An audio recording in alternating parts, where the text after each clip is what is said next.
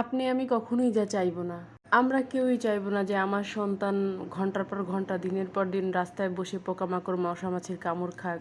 তার নরম তুলতুলে শরীরটা ময়লায় ঢেকে যাক। আজকের গল্পটা একটু ভিন্ন।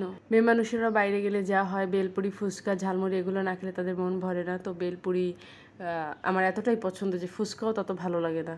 তো বেলপুরি খাওয়ানোর সময় এই পুচকা বাচ্চারা এসে বলতেছে, আপু আমার একটা দেন না, আমার একটা দেন না। পরে বলে তুমি কিছু খাও নাই? বলে না আমি খেতে চাই। পরে বললাম আচ্ছা ঠিক আছে তুমি বসো, আমি নিয়ে আসতেছি। পরে বলতেছে ঝাল দেবেন নাকি? আচ্ছা ঠিক আছে। কিন্তু শশা যেও খায় না এটা বললে আমি শশাটা দিতেও না করতাম। বাচ্চাটাকে জিজ্ঞেস করলাম মা বাবা আছে? পরে বললো যে হ্যাঁ আছে। পরে বললাম যে তারা কি করে, বাবা কি করে, তুমি যে এরকম এত ছোট বয়সে ভিক্ষা করো? পরে বাবাও ভিক্ষা করে, মাও ভিক্ষা করে। তো কি বলবো আর কি বলার আছে এখানে বলেন।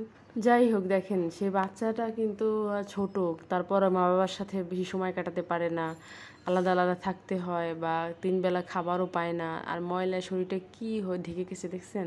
কিন্তু মাশাআল্লাহ চেহারাটা কিন্তু অনেক সুন্দর। আমি জানি না কবে আমার মনের মতো করে এদের পাশে দাঁড়াইতে পারবো, তবে আমি দাঁড়াইতে চাই, এদেরকে একটু হলেও সাপোর্ট করতে চাই, একটু হলেও ভালোবাসা দিতে চাই, একটু হলেও হাসাতে চাই, এটাই আমার ড্রিম। আর সে অনেক সুন্দর করে খাচ্ছিল মাশাআল্লাহ। আর আমি মনোযোগ দিয়ে দেখতেছিলাম যে সে কত সুন্দরভাবে খাচ্ছিল, মানে মনে হইতেছে ও মুখ থেকে খাবারটা সরাই না, আমার দেখে ভালো লাগতেছিল। যাই হোক সে বলল যে আপু খাবো না। পরে বললাম যে কি কেন খাবা না, খাও। পরে বললো যে না আমি শশা খাবো না। পরে উপর থেকে শশা ফালাইতেছিল, পরে আমিও হেল্প করলাম তাকে যে ফালাইয়ে দেই। সে যেহেতু পছন্দ করে না সেহেতু আমি তাকে একটু সাহায্য করলাম। এই যে দেখেন আর বাচ্চাটা কি বলবো, মানে দেখে এত মায়া লাগছে বিশ্বাস করেন। আপনার আমার বাচ্চা হইলে মানে কেমন লাগতো আমরা যদি এই জায়গায় থাকতাম। আল্লাহ না করুক সেটা, আল্লাহ যেন আমাদেরকে সবাইকে ভালো রাখে, তার সাথে সাথে ওদেরকেও ভালো রাখে। আর আমার জন্য দোয়া করবেন জানি ওদের জন্য কিছু করতে পারি, ওদের পাশে দাঁড়াইতে পারি, এইটুকুই।